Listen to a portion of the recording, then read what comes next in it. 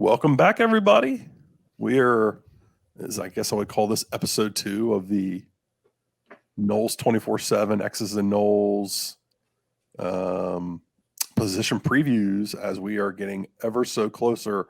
I believe next Thursday is the day. That's what's making its way out there in the verse.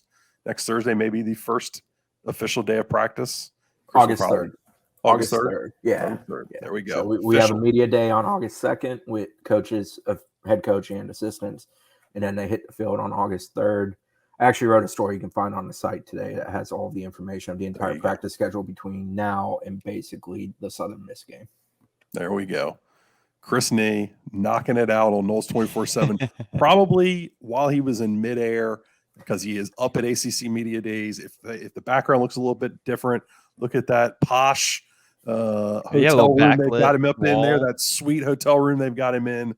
He's all ready to hear from all types of ACC people tomorrow. I can't wait for them to sell me how the CW telecasting stuff is like earth-shattering breaking news. I need to hear all about neighborhoods and gates and all kinds of fun stuff tomorrow because, I mean, look, it's a Tuesday and we're not quite to the season, but we're almost there. But anyway, we are continuing on. We're going to press forward. I thought the quarterback preview went very well.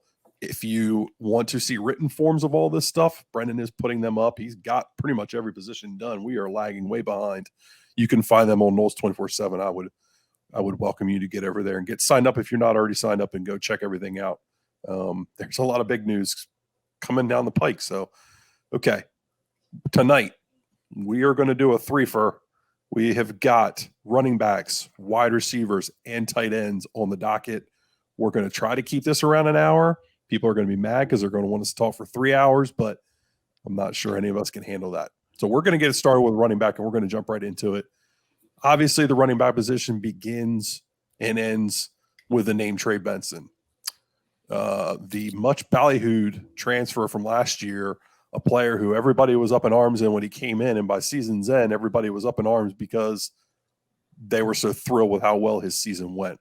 Started a little slow.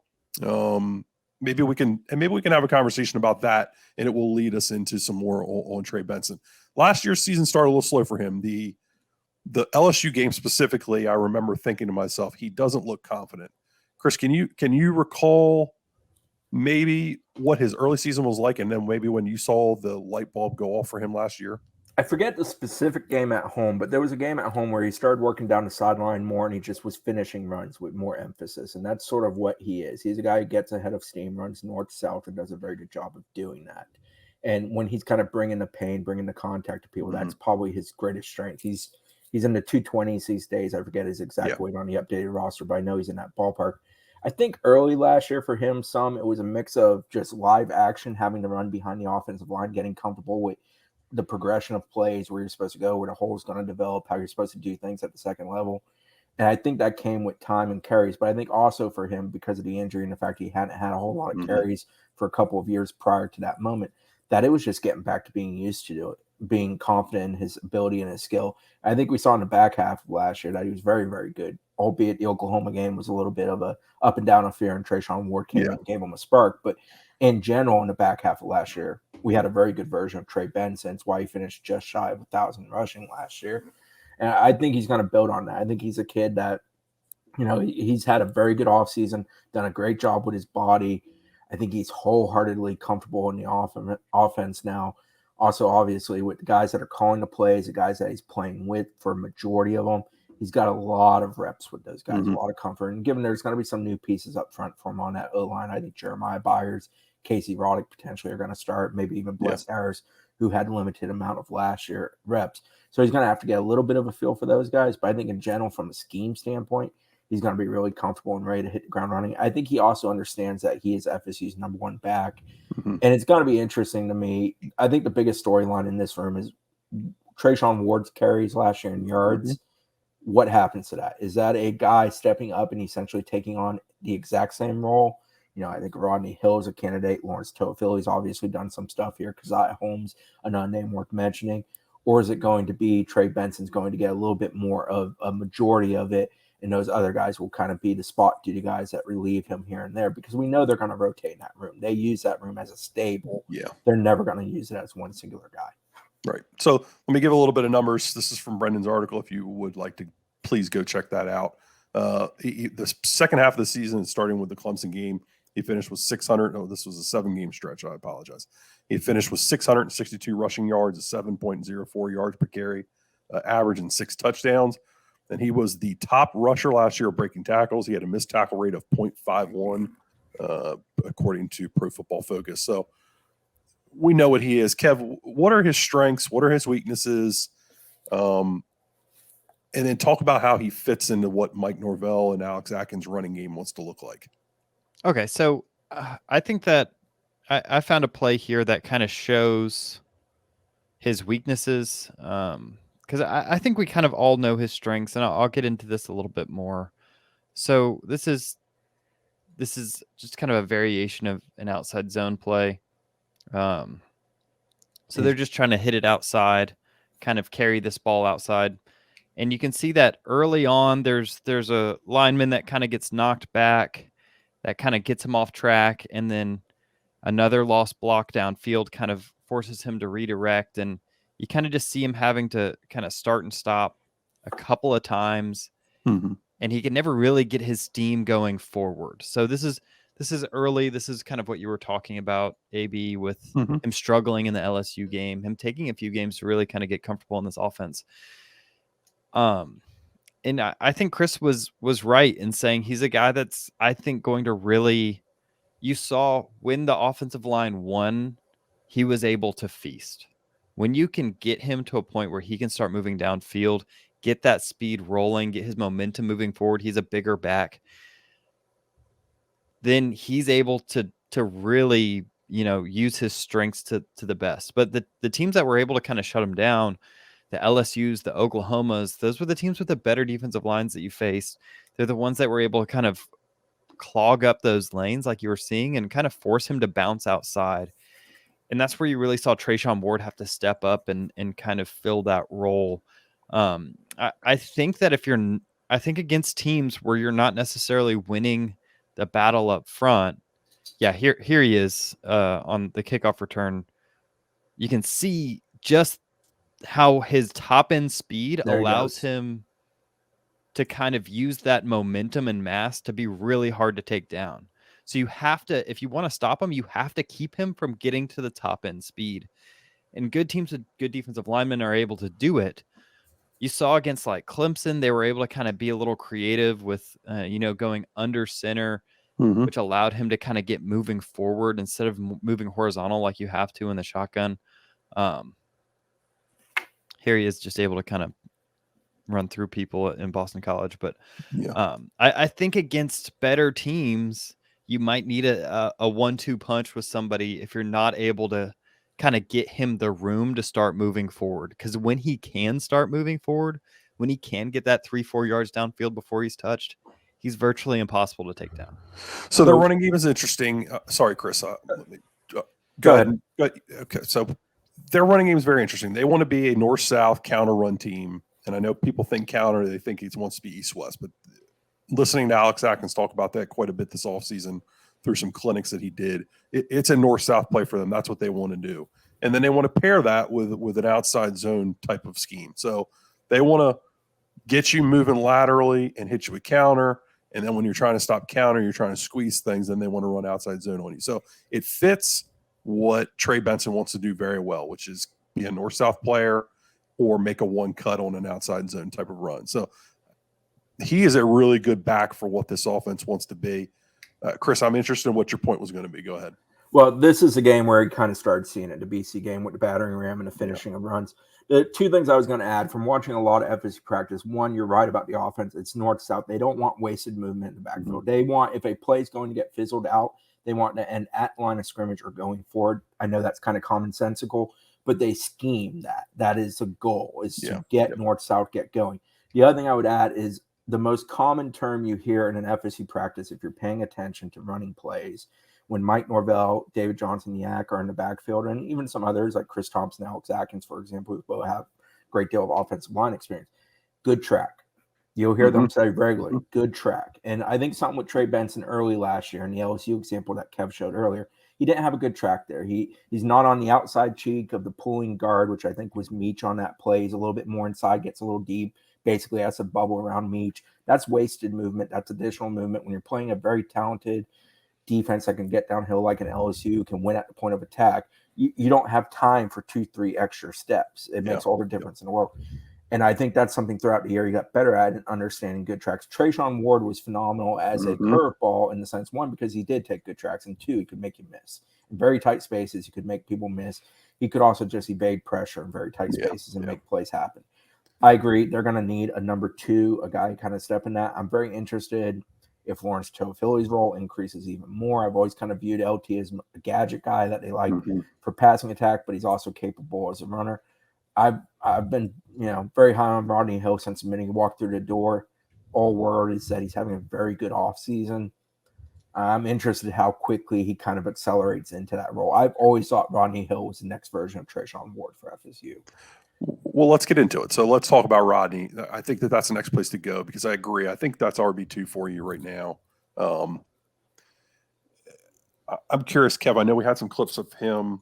We were going to shout out no highlights. They get a little shaky, so bear with those. If you are watching, just maybe cut the jumping out a little bit if we want to be able to use this stuff in the future. But it's curious to me. Trayshawn Ward was an interesting back and had an interesting style. He almost glided as a runner, and he was so short in stature. He was compact, and I felt like he kind of got in there and got himself lost and then squirted out the other side. Very Devontae Freeman-like. Rodney, I don't know if he's is as patient as Trayshawn. Or Trayshawn was very squirrely. patient. What's that, Kev? Or a squirrely, right? That's Yeah. I think Rodney's a bit more of a punisher. I think Rodney's got some Trey Benson to him in the sense where he's very quick in the middle, very good at finishing runs, very good at kind of running through arm tackles and keeping those legs pushing downfield. But he does have quick feet, and he can make things happen in very tight spaces. So he's got a little bit of both elements to it, and it's nice. And, he's been working on being a more consistent pass catcher, which is a nice element to add in this offense because backs are going to be used as receivers, going to get flexed out, things of that sort.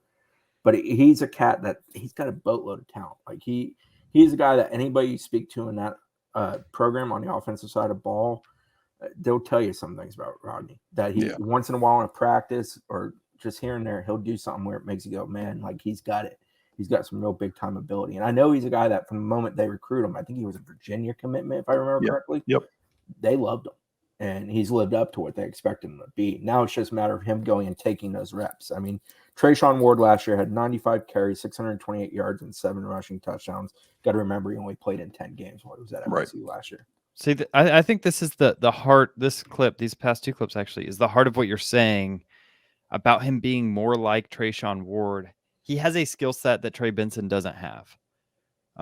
So here, if I watch this play, he makes 2 cuts and gets upfield.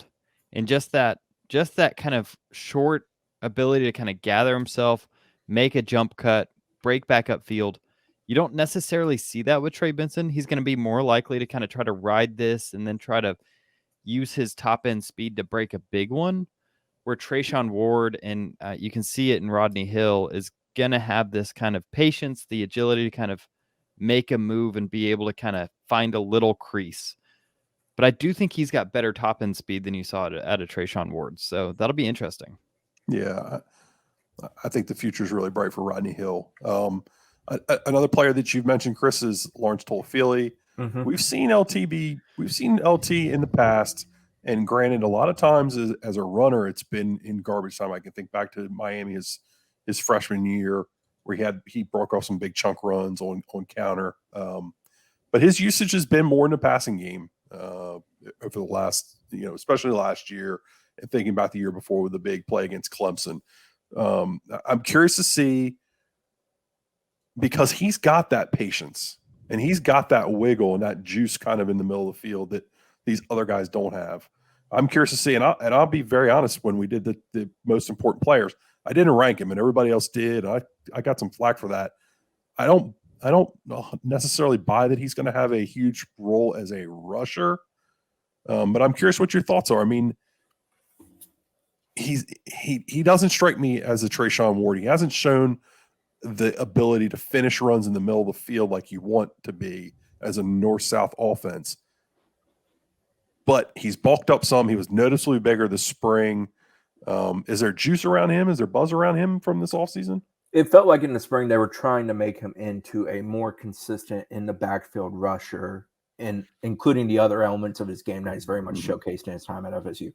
The question mark for me and what I deliberated when we did that top 40 countdown to a point was I'm just not convinced that like he's a better version of a runner than Rodney Hill. Right.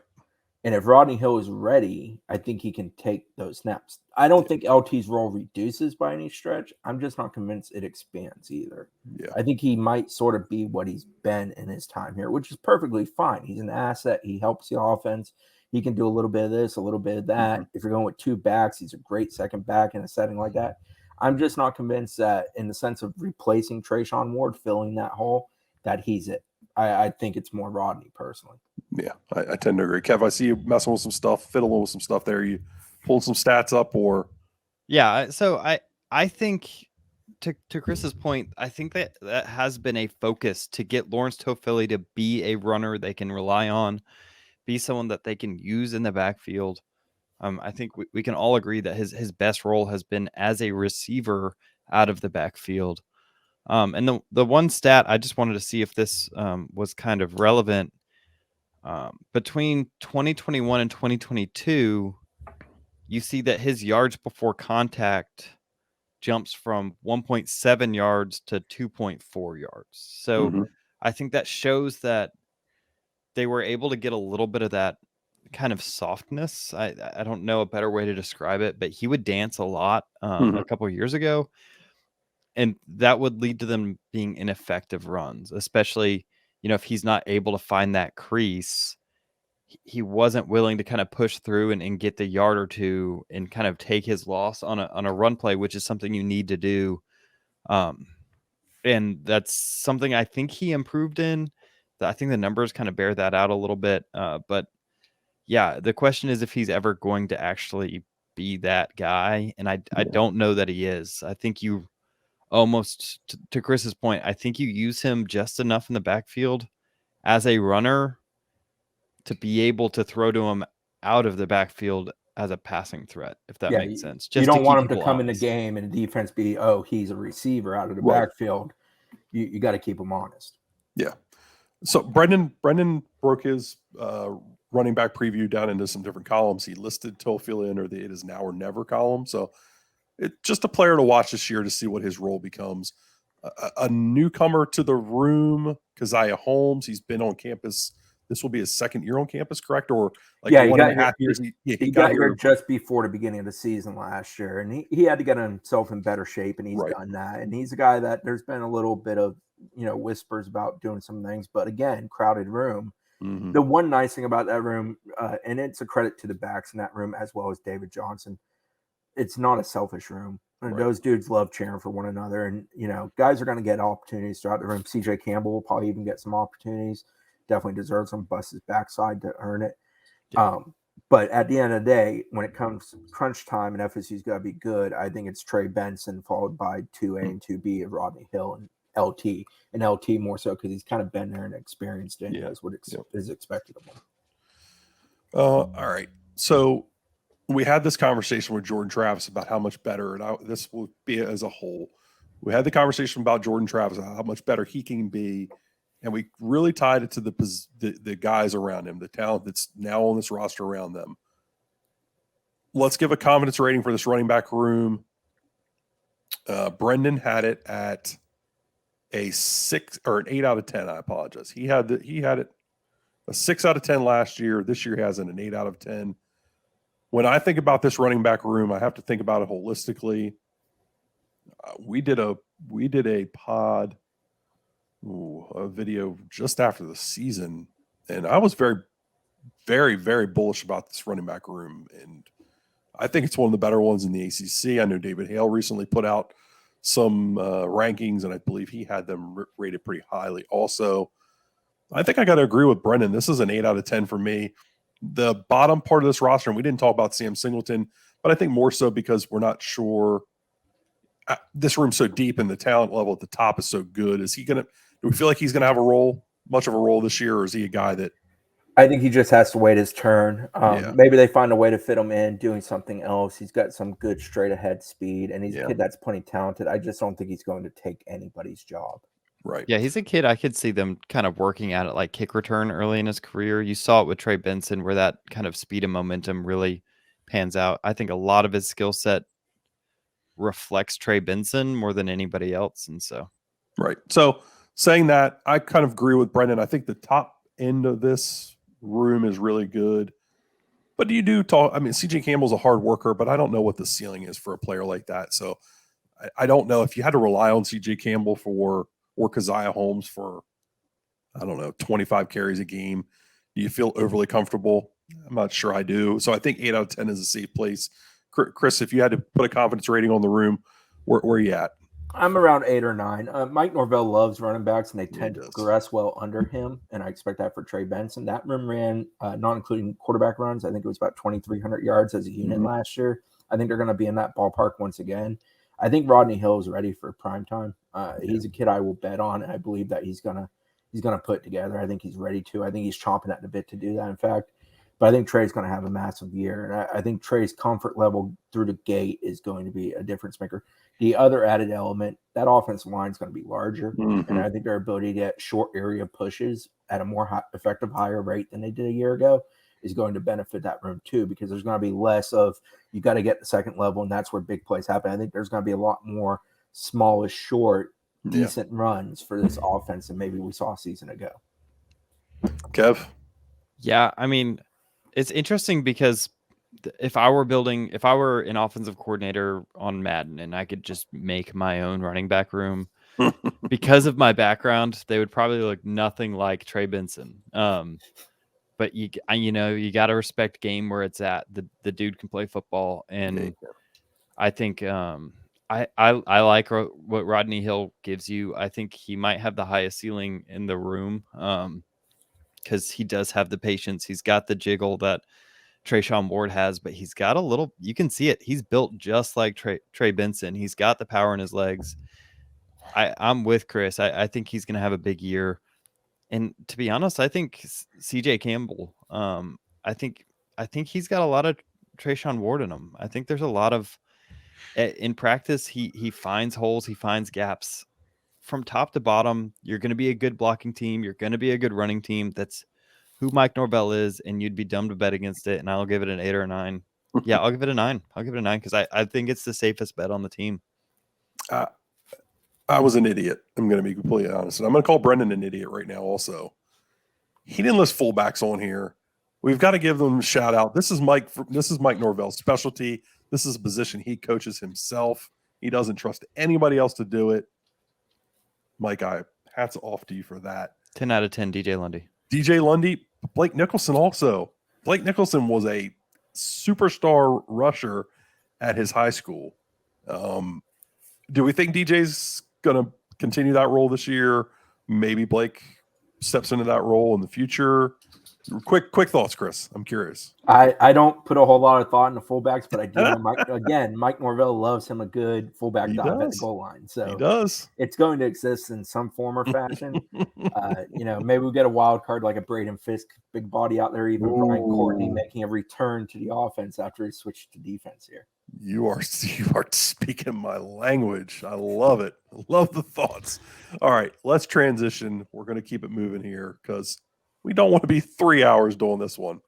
We're going to talk about wide receivers, and this room is just we're going to be here a while. Ridiculous. We are going to be here a while. It is ridiculous. The weapons that are in that room now, based on where they were just 2 years ago. Ron Dugans couldn't sign a player in high school. He lost a commitment from a player at the last minute. The player ended up going to Louisville. Everybody wanted his head. We were certainly critical. I think everybody was critical of what was going on there, and it was fair at the time. The transformation of that room since has been absolutely astonishing. Obviously, if we're going to discuss this room, there's going to be some conversation about the transfer portal, and they dipped into it again this year. I'm going to throw a curveball because a player that should have been here a couple of years ago, I want to talk about him first, and I want to talk about Destin Fat Payson. Is Hill. it Payson or did he go back to Hill? He's Hill. He's Destin He's Hill. Hill. I'm sorry, Destin. I apologize, Destin. Destin So- Hill. His birthday edit pops up, I don't know, Yeah. 2-3 days ago, and I had a moment where I'm like, "This is a reality. This is actually real happening." It's wild. Yeah, not to bog down with going back on the story, but Destin Hill, he showed up in shape. Returns on what he's done in summer have been very positive. I think he definitely can contribute on punt returns out of the gate. I think that's a spot where, as you have to fill that role that Micah Pittman vacated, he's a guy that possibly will do it. Obviously, I think the 1-2 punch at the receiver position is going to be Johnny Wilson and Keon Coleman. Yep. And I even think Kentron's probably the next guy that should probably be talked about when you're talking about the pecking order of that room. But I think Destin's going to find a role. That's the wildest damn story I've ever heard in my life, if I'm being completely honest. And I've followed college football. I turned 40 this year. I've been following college football since I was 10 or 11. I can't ever remember anything like this one. And there's obviously some crazy ones out there, but he's a special talent. He showed up in shape. I know Brendan has put up on the message boards and different Sunday tea that he's put out. Again, sign up for Knowles 24/7 if you want to see a lot of that stuff. He is running rampant right now with the tea coming out of the program before the season gets here. But he has heard that Destin Hill's had a great offseason. Guys have been wowed by him.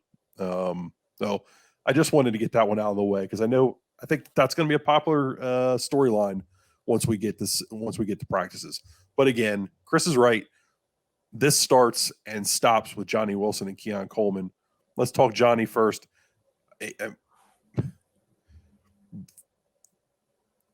Where did that come from last year? I mean, this was a guy that people were talking about. He wasn't potentially shouldn't even have been a take for Florida State. I mean, there was all kinds of wild stuff said and written about him, but he was a big body. They obviously believed in him. Did they think he could do that last year? I mean, did that catch them off guard? I think they started to believe at the end of spring and certainly in camp, and it's a credit to how they practice. They will stick with a guy. They will continue to ride a guy and, hey, man, like, you are this build, you are this talent. You should be able to do this. You should be winning that back corner of the end zone. You should be winning in the phone booth.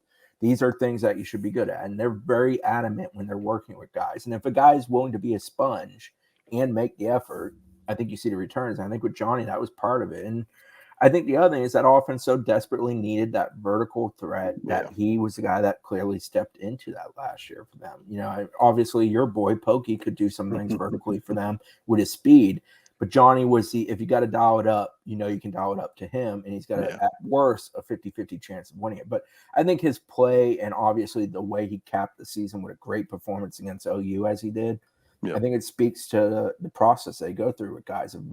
They do a phenomenal job of building guys up. And think about how many guys we can talk about on this team over the last 2 years where that's true, where they have kind of come out of nowhere or they've made a drastic jump. I mean, hell, Jared Verse is going to be in that category. Yep. Jared Verse was very good at Albany, but he was a much better player last year. And I think he's going to be worlds better this year because, again, he's taken the coaching, worked really hard with him, absorbed it, and he's wanted to get better. And Johnny falls in that category from an offensive standpoint. So just some numbers. Johnny's a 6'7", 240-pound wide receiver. He's a freak show. I mean, you think of the likes of Calvin Johnson, the Randy Mosses of the world. These guys are just height, weight, speed type, just ridiculous athletes. Johnny doesn't have the elite speed that those guys had, but his body control, his physicality, the height, the speed, the wingspan, the way he's able to separate with nuance, it's really incredible what he's become. He led the Power 5 last year with 22 receptions of 20-plus yards. He was obviously a major weapon in the red zone for Florida State. Kev, talk some Johnny. I know you love his game. I think the main thing people are going to talk about with him at all times is his drop rate. He does put the easy ones on the ground from time to time, but I think he makes up with it with how good he is making the tough catch. Kev, talk about him. Yeah, I mean, if you're talking about tough catch makers in college football, I don't think there's a better one in the country. Yeah, frankly, a 6'7" guy, 240, who can high point a football is is unguardable. It truly is. Like there's not an NFL corner that would be able to consistently win that matchup. You nailed it with like kind of his catch rate. Is he going to be able to catch the easy ones? You saw games like NC State where he dropped 3 or 4, and that really kind of hamstrung your offense because you need him. You needed him at the time, especially to have a breakout game in order to put up numbers against good defenses. I think he's been improving in that. When he was here in the spring, his first season, he was hardly catching anything. And you've seen the progression. He's gotten better and better. I think he'll take another step here, but I also think his life's going to be a lot easier because, of who's on the other side of the football. Yeah, the way teams are going to be able to bracket him this year versus last year is going to be drastically different. Yeah, go ahead, Kev. One-on-one against Johnny Wilson, not only is he going to high point a ball, but you also now have a 180-pound cornerback who has to take down a 240-pound man. And that's why so many of his catches were 20-plus yards, because he would take a 15-yard completion and take it to the house because he's such a large dude. He's just harder to take down. Yeah. And we talked about it a little bit in the quarterback preview as we got derailed just talking about the offense in general. We're talking about catch rates and whatnot, and what he does as a player with the ball coming to him. When he's blocking, he's a difference maker.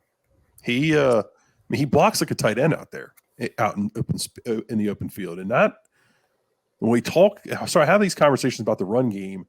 Whenever you listen to coaches discuss big plays and chunk plays in the run game, they're going to tell you the touchdowns come from the wide receivers and what they're able to do out on the edges. And it's so true. His ability to go out there and just eliminate DBs from the run game is incredible. Obviously, a 6'7", 240-pound player. You expect that, but it's really neat to see him go out and do that and be so effective at it. He doesn't draw, knock on wood, he doesn't draw a lot of holding penalties. He just goes out there and just absolutely dominates and collapses the side of the field, which allows him which opens up such big running lanes and allows him to create so many chunk runs. I think we could talk about that with this entire room. I'd be curious to see, and we'll talk about it maybe a little bit more as we go along here. We discussed his life being easier. Who the hell are you doubling? We're going to talk about Keon Coleman now. Johnny saw so much bracket coverage last year. It was incredible, and he still made play after play after play after play. That's why you saw Pokey on some of those posts coming wide open. Kev, I don't know if while we're having this conversation, maybe while Chris is talking, if you can find the amount of times that maybe Johnny was doubled. I don't know if that's something you can find. You're muted, Kev. I can look for it. Okay. No guarantee. If you can find that, but Chris, can you talk about why Keon Coleman was such a big get?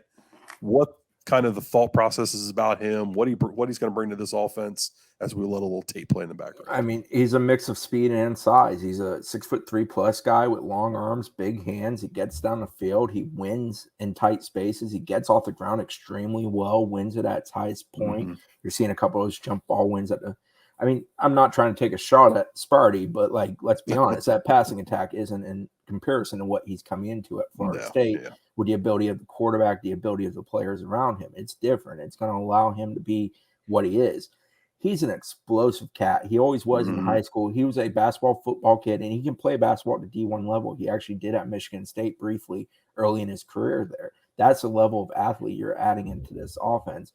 He's also a dude who is single-minded. He is here basically as a 6-7 month rental type of player who intends to go pro. He knows to do that. He's got to produce. So he feels super motivated and not in a bad way. I don't have an issue with a guy walking in the door saying he's here for 6 or 7 months. If he goes out there and does it, I would bet on Keon Coleman feeling comfortable about doing that. The beautiful thing about this offense is if they didn't get Keon Coleman, I felt like Kentron was ready to step up. Now, I don't think he would have been a all the time number 2 kind of guy. You would have had to alleviate that with some of the other pieces in the room. Right. But Kentron had a really good spring. I thought Kentron's consistency in the spring was the most impressive thing with him. In his career, he's had great moments, but he's not always been the most consistent. I felt like he turned that corner during those 15 practices. So I feel very good about what they have after that. Then, you're having to replace your slot action with Micah Pittman. I think Micah was about 330 last year, if I recall correctly, as far as yardage produced. Also a great, phenomenal blocker. That is an area where I think Micah will be missed because he was ferocious when it came to just making contact with dudes and taking them out of plays and being rude about it. But you got Winston Wright, who's finally healthy, excitable player, very talented. Destin Hill that we tapped in on earlier. Ja'Kai Douglas is another one. Vandravius Jacobs, another freshman that they're mixing into that room. I don't know how much he plays, but I think he can play. He had a phenomenal spring. He came out like a man on fire in the first half of the spring. And then Hakeem Williams is another guy mixed into that room who has all the potential in the world. I don't know how early it happens for Hakeem, how much they need it to be this coming year. But I think for Hakeem, he's the type that you're hoping you're getting game reps, get him some game film as he continues getting better and better college football shape, learns the college offense, and kind of gets acclimated. And you're allowed to do it with a little bit of a slow burn with him, and it sets him up for success down the road. I don't think he's a guy that, truthfully, they need a whole lot from in year one because they have Johnny and Keon, and then we're going to talk about those tight ends with Jaheim Bell, who's a massive piece. And they've got plenty of capable slots led by Winston Wright, Ja'Kai Douglas, and then I think Dre Jacobs can fit into that role as well. Yeah, I turned Winston Wright's highlights on because I think people forget just how talented he was at West Virginia. Describe his game in the spring. Was he back? Was he close to back? Was he 50% back? I mean, he was close. He was close to back. He's gotten much bulkier than I recall him being the minute he walked into campus. I think some of that's obviously going through the rehab process he had to go through after a severe car accident. The biggest thing about Winston is he still going to have that ability to stick the foot in the ground, change direction, immediately go, which is his greatest asset when you watch him on film. I think it will be there. I'm interested how long it takes for him to get back. Kind of like we talked about with Trey Benson out of the gate last year. He just hadn't played a lot of football for a good while because of the circumstances. I'm interested in how long for Winston it takes him to shake off that rust and feel like his old self. But I think it's still there, and I think he's going to be perfectly fine. And I know he's super excited about actually getting back out there. It was very, very difficult for him to not be able to play. He is not a guy that enjoyed sitting and watching and having to wait to come back. But he also understood if he came back last year, he was kind of wasting time because he just wasn't himself. But you talked about Keon Coleman. His motivation last year was also money year. I mean, he was coming to Florida State with the mindset, I'm going to shine. He believed in what Mike Norvell and the offense was going to be. He believed in Jordan Travis. He thought he was going to get an opportunity to come shine and then go pro. And now he's got that opportunity this year. So he and Keon Coleman are very much alike in that regard. I'm curious, a quick big picture topic here. As much as they want to run the football, I'm curious how many targets there are going to be to go around in the passing game this season. We know that plays are going to be down some, while we talked about in the offense or the quarterback preview that we thought they were maybe going to push the tempo a little bit. Just with some of the rule changes of the clock and the stoppages, the plays are going to come down a little bit. Are there going to be enough touches to go around for all these guys? Yeah, I mean, I think so with those that really should be in the discussion. You need some patience from some of the young bucks. Hakeem Williams and Vandravius Jacobs, they're going to have to a slight degree wait their turns. Yeah. They can help you here and there, but I don't expect it to be an offense where you're just able to spread it a ton of wealth. But I expect them to throw at a high rate. I don't think their balance of offense is going to change drastically in the sense of how much they run versus how much they pass and the success rates of each side. I think the bigger thing for them is they're just going to be more efficient as an offense. And I think you're going to see a little bit of an increase in total yardage, despite probably a little bit fewer plays because of the clock situation with the rule changes. But I don't think it's going to be some great drastic variation that changes. Yeah. Kev, did you find anything? Yeah, they don't list double team. Okay. That's not really a coverage, but okay. Yeah, he's elite at winning downfield routes. To go to your question about the touches, I think that's the question of the day. If I say how does this offense fail? Where is the failure point of this offense? I either say the offensive line losing against a really elite defensive line, which I think is still on the table, and we'll talk about that more when we get to offensive line, or I say, there's just too many mouths to feed and you get some sort of, there's a question of how you manage that culture.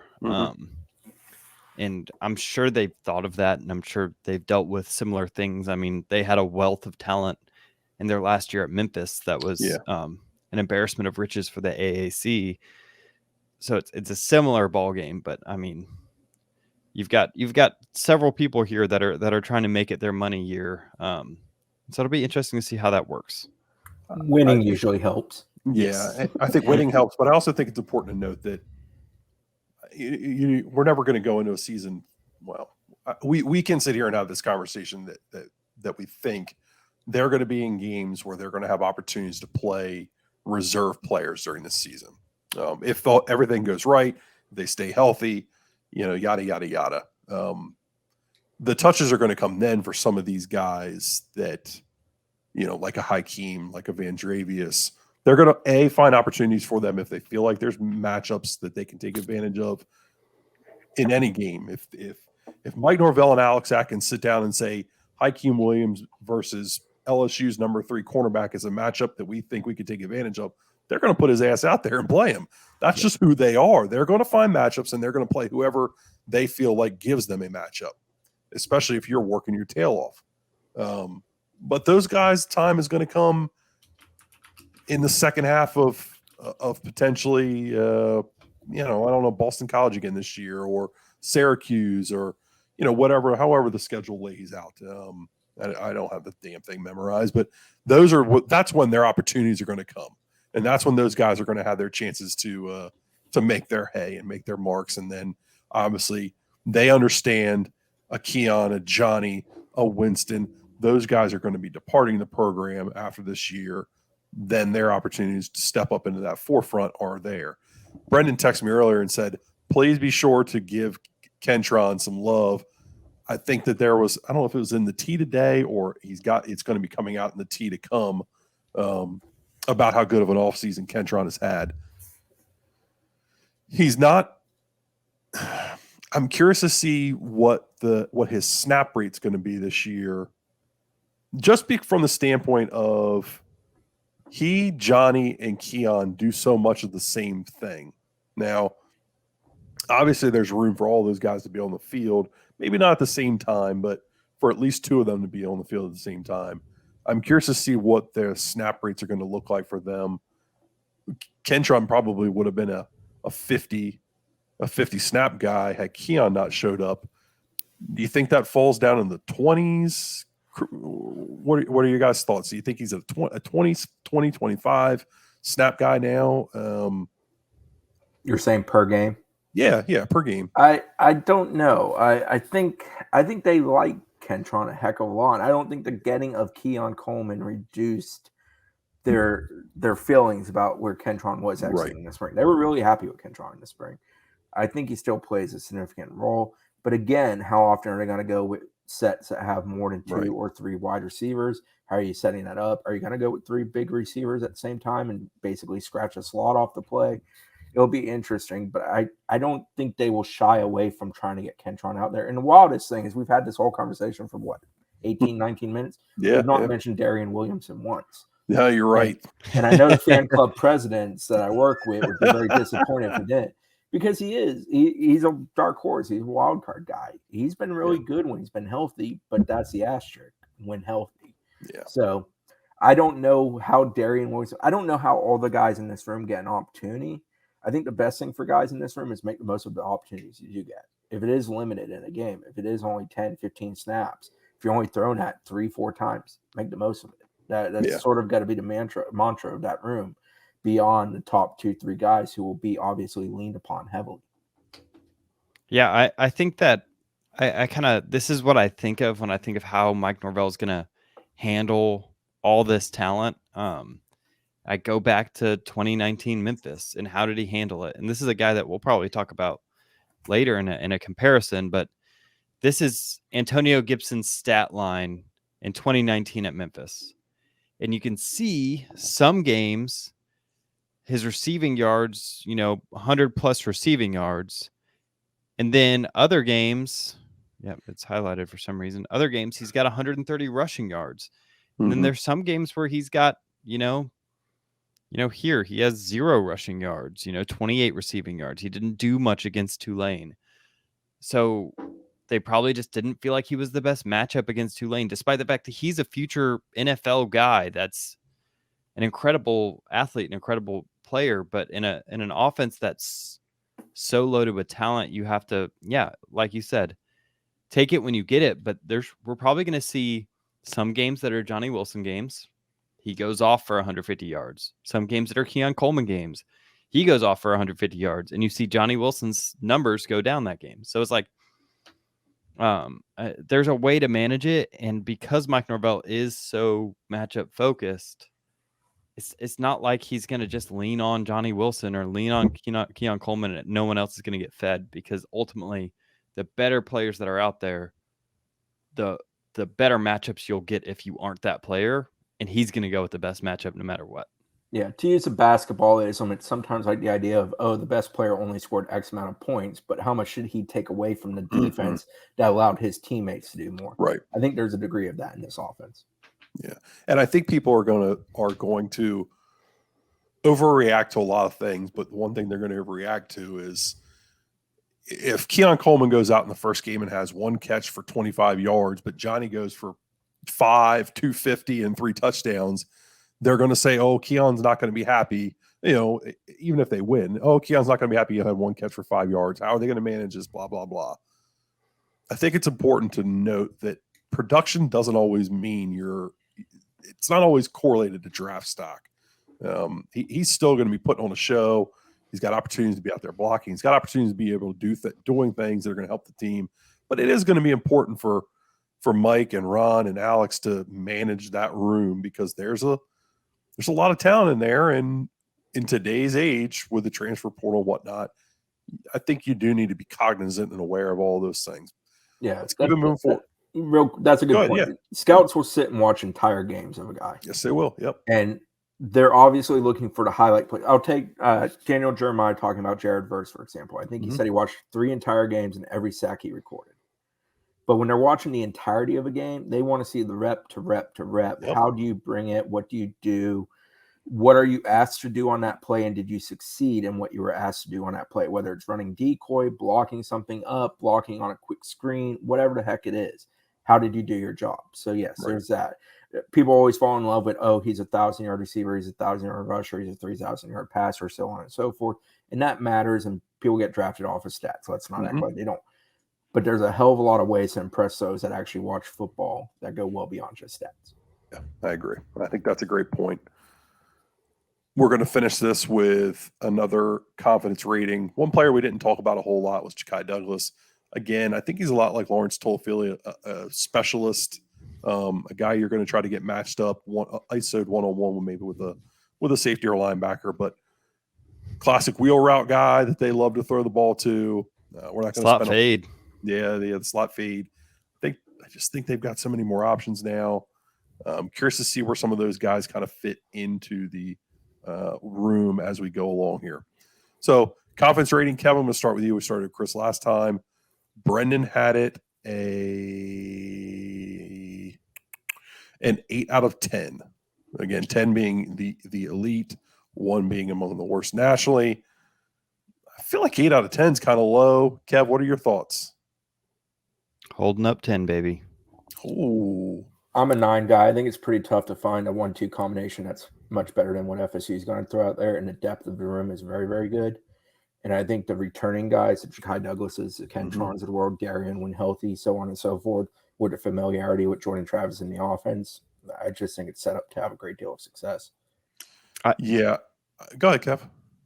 The reason I give it a 10 out of 10 is I can sit here and on paper and say, I think Ohio State has a better receiving core. I think that Washington has a better receiving core. They put up X numbers. They have X whatever. But top to bottom, not only how these guys run routes, but how they fit the offense and how they block and how they do all of the little things. Mm-hmm. I don't see that out of Ohio State's wide receivers. And does that necessarily lend 1-to-1 to how they're going to output in college, what their number's going to look like, how they're going to be drafted? No. But you have guys that are matchup nightmares all over the field. You have 6'4", 6'5", 6'6" guys, plus some real speedy guys on the inside. You have a depth of room that would make it really hard for me to want to trade a room even with some of these elite programs. Yeah.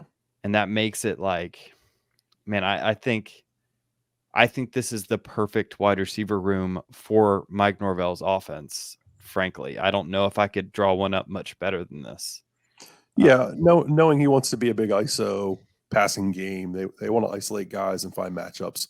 Would I take Marvin Harrison Jr. tomorrow? Yeah, absolutely. obviously. He's the best wide receiver in the country. He's the best wide receiver in the country the last 3 years. That dude's a freak. I'm with you, Kev. I think this is a 10 just because of how good Johnny is. And you've got to think that there's some potential for progress with that catch rate in his money year. Keon Coleman coming in very motivated. We know how freakishly athletic that dude is and what they're able to do in the ISO game with him. If you were out there running the air raid, I don't think it works.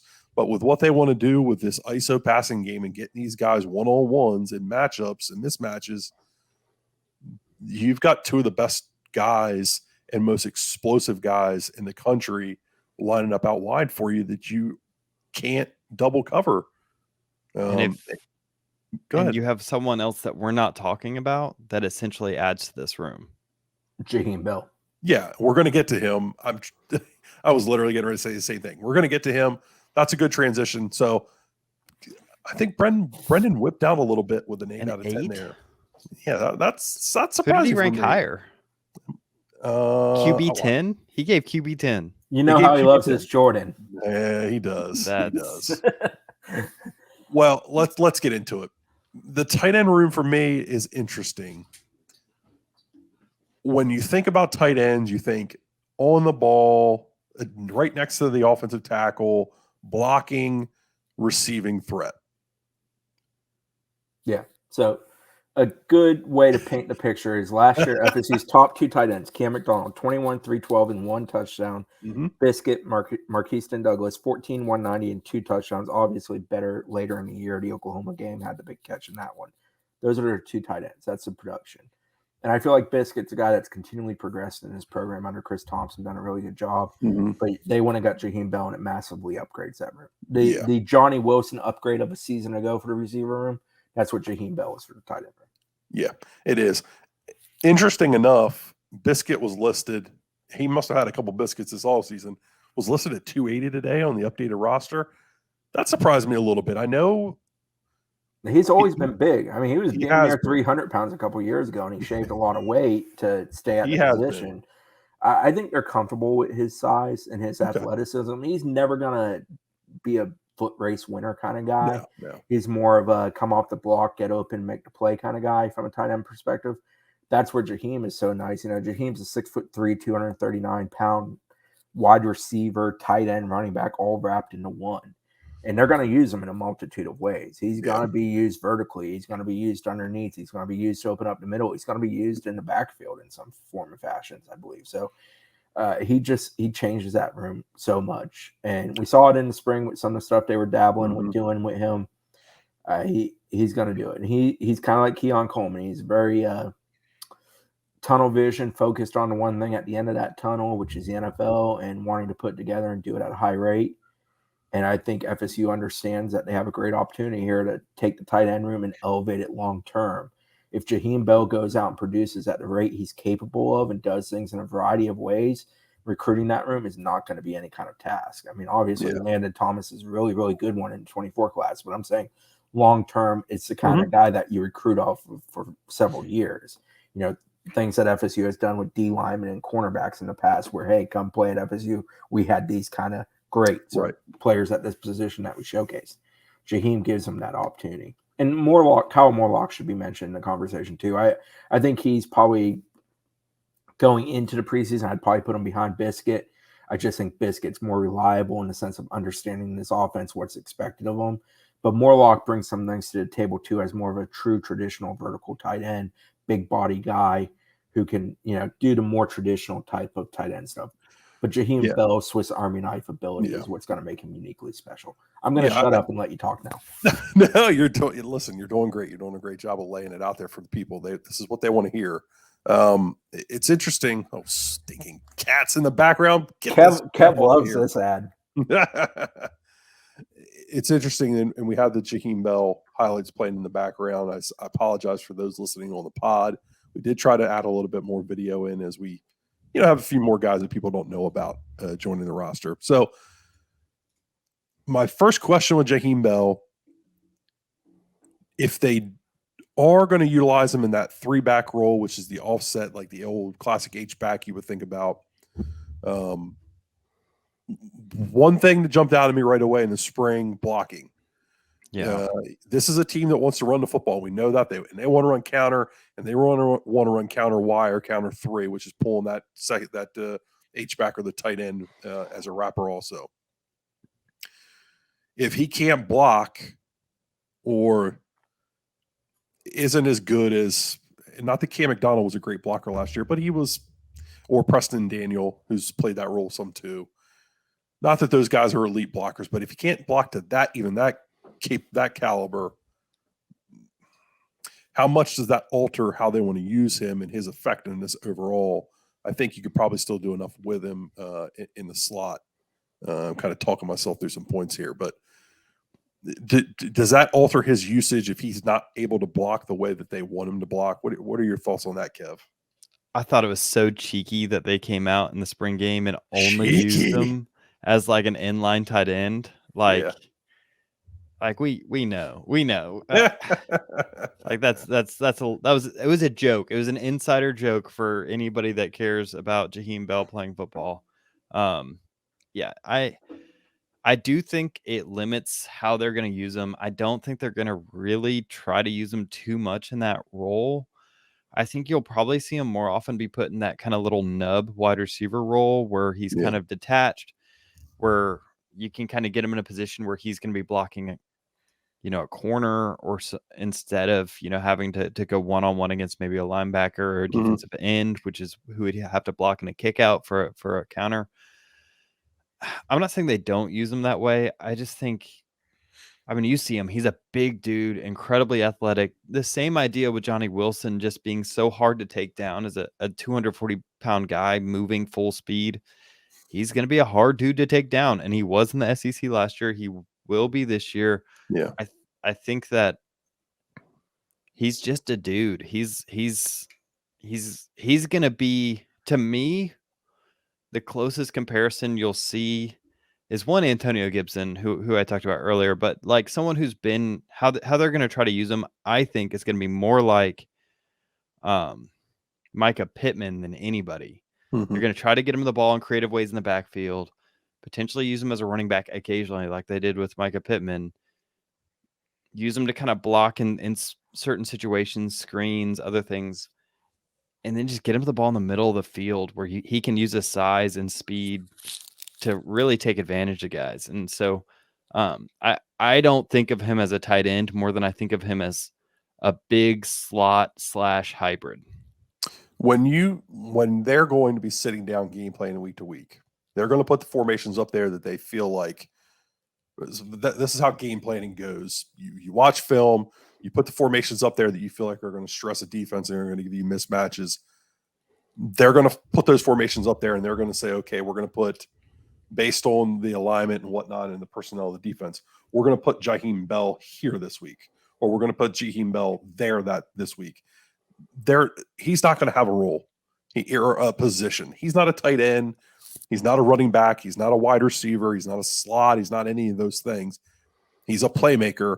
They're going to go week to week, and they're going to find a spot to put him, and they're going to find a player for the defense that can't cover him and can't run with him, and then they're just going to turn him loose. And that's I got to believe that that's the game plan. That's what they sold him on when they got him to come in here.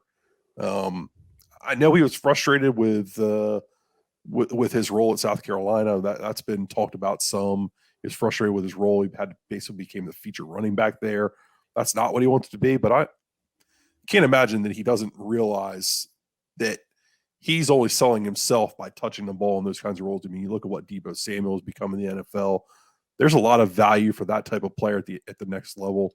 Got to think that they're going to do some of that stuff with him here too. Keeping it moving. Kyle Morlock, Chris, you touched on him. Maybe going to start the year behind Biscuit. Brendan had some encouraging things to say about him in Sunday Tea yesterday, posted on Knowles 24/7.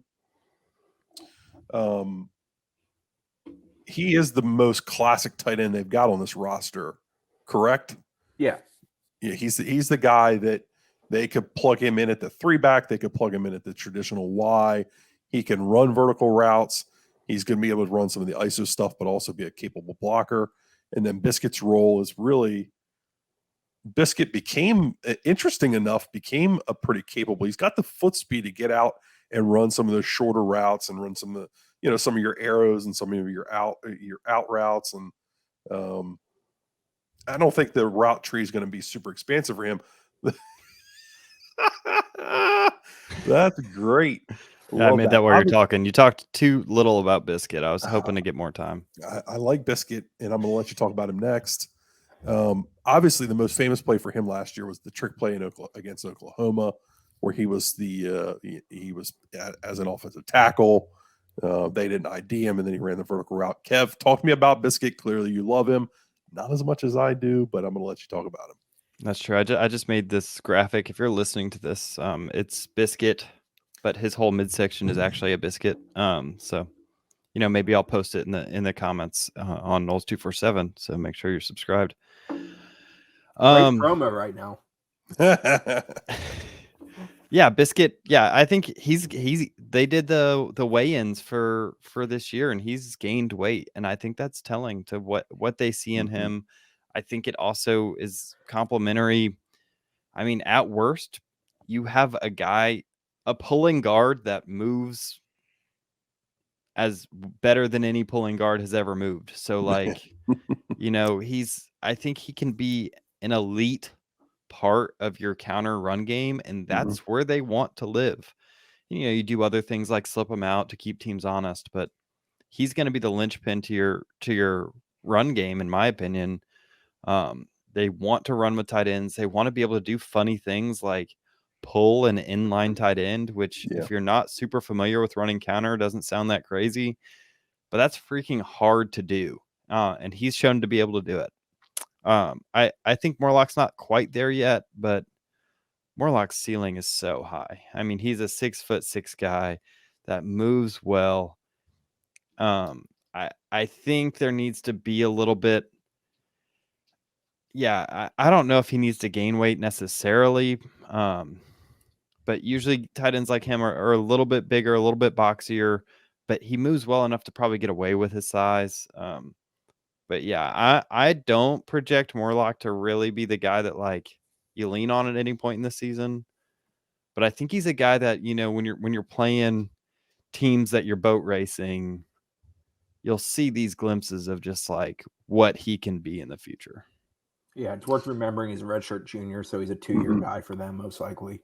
Other guys in that room, Jackson West hasn't been very healthy in his career, needs to be healthy to see if he can do anything or if he's going to get lost in the fold. Jarrell Powers is someone that the coaching staff has always talked up and seems to like, and his body's been wanting a great deal of transition as he went from a big high school receiver to a true tight end. It's interesting to see if he's not going to get a lot of ABs this year, a lot of at-bats, but it will be interesting to see if he gets some, what he can do with them, and how they want to use them. Because they always speak. He is a guy that I swear Mike Norvell name drops him more out of the blue than a whole lot of guys I can think of. Mike does a good job of kind of talking about the roster and anybody that's making an effort to do something. But for whatever reason, Powers is one of those names that every time last year that we got talking about tight ends, I felt like he made sure he went out of his way to mention like, oh, he's doing well, working towards something. Yeah. If Powers and Morlock grow to what they're supposed to be next year, you're looking at a tight end room that has a really, really high ceiling. Like Powers has shown. I mean, everything you say about Morlock, you can almost say word for word about Powers, just in how well they move, how well they handle their size, and man, that can be a pretty nasty tight end room. I'm just going to give some of the listed weights for him as you talked about Morlock. Morlock actually has lost 3 pounds from his pre-summer weight. He's down to 239 pounds. Biscuit's up to 285. That's a big boy. You're going to lose a little bit of that weight. He is a big boy. He looks like a biscuit running around out there too. He's 10 pounds from our center. I love that kid. So I'm here for it. Jaheim Bell up 239. Maybe that will help. Not that he's ever small. Jaheim Bell is absolutely rocked up, but helps in his role to become a better blocker. That would be big time. Kyle Morlock at 239, Jarrell Powers at 236, Jackson West at 244. I was a big fan, Chris. I know you were also. Jackson West. This is the last one we're going to talk about before we do comments rating. Big fan of Jackson West when he was coming out of high school. I thought he had all the tools and all the potential to kind of burst onto the scene. It hasn't been there for him. He's been hurt. If he's healthy, is this a guy, or have the injuries just really derailed him completely? That the talent's still there, he could find a role. So he is a mean dude on the football field. And like at the tight end position, you want that sometimes. You want a guy who's willing to mix it up with guys that are bigger than him, and it's just downright mean. And Jackson's got that element to him. When he got here, he was a pretty good athlete. He could get down the field too. The issue for him is he's had a very bad, severe ankle injury that required a good bit of attention. I'm just interested in how he comes back from it. I'm just not sure. Yeah. And that room's gotten a lot better. That room used to be a lot of collection of pieces where you use different guys to do different things. Mm-hmm. They're getting better at getting individual guys that can do a multitude of things. Yeah. When that starts happening, those who are more of the old style, which I would say Jackson kind of fits into, are going to fall by the wayside for guys of the newer style of where that room is going. Yeah. So I'm curious how the bottom of that room works itself out this year. Preston Daniel is another guy still in that room, and he's super reliable. The staff loves him. Great special teams guy. They use him here and there on offense. They're willing to throw it to him. They know he will block. He's one of those like value pieces. It's kind of like we talked about Ja'Kai Douglas and Lawrence Toafili, where like you know what you're getting from him, even if it doesn't get a whole lot better. Preston Daniel falls in that conversation too. Yeah, I think that's a good point. Everybody's going to ask, is he a walk-on? Is what's his scholarship status? I don't care. It is. Don't count another man's money. Yeah. We're not counting Mike Norvell's scholarships because it just isn't that deep. Confidence rating for this room. Brendan actually didn't give. I think he included it in the wide receiver room, and maybe that's why he was a little bit lower. But we're going to separate it out, knowing that Landon Thomas is committed and. You know, maybe you're probably gonna get him here come December. I think this room's an 8 for me personally, with a big time 5-star that's in your class and coming in next year. But just even if we're just talking about this year, Jaheim Bell is such a weapon, one that we haven't seen Mike Norvell really have in his offenses at all during his time as a play caller. And then a Morlock who I think the ceiling's really high. It's a 6'7" type player down in the red zone. And I think Biscuit's a really valuable blocker. I'm bullish on this room, maybe just because I love Biscuit that much. So I'm going to give it an 8. Pictures back up of the Biscuit. Chris, what are your thoughts overall on this room? What's your confidence in it? I'm going with 7, and the sole reason I'm going probably a little lower than I feel like I even should is because I need to know that Jaheim Bell is going to be the best version of himself. And I need to see that actually go out there and happen. And that means blocking at a high level and doing everything that's asked of him. Because the thing that I know at receiver is that like Johnny Wilson and Keon Coleman naturally are going to push each other, and that there's very reliable pieces behind guys to help elevate them. With Jaheim, I don't know that there's that next guy that really pushes him. It is sort of Jaheim's job because he is the most talented dude in the room. I need to know that he has the want to and the consistency to always do what he's capable of doing. But the room is drastically better, and it's improved so much year over year over the last 2 years. I'm confident in it. I just need Jaheim to be the best version of himself. If he's that, they will exceed my confidence rate. Okay. Kev? Yeah, I think I'm going to go 7 too, and I think most of it just because I don't feel like you have a guy. So I wish I had talked about this more, but I talk about this a lot in terms of how Mike Norvell evaluates players. It seems like he looks for one of two things. He looks for you either to be a specialist or you to be an all-around guy. I think in terms of like, you know, if I'm just looking at them purely as tight ends, Jaheim Bell is a skill tight end. Mm-hmm.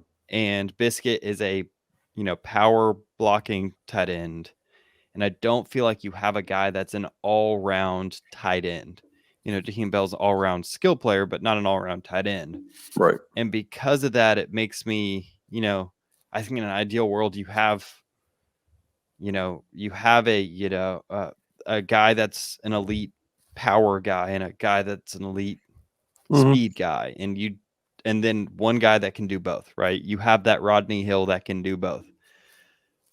I don't see that in the tight end room. It makes me a little bit skeptical about the top end, but I feel like the rest of the offense is just so good that this room is significantly better than it was last year.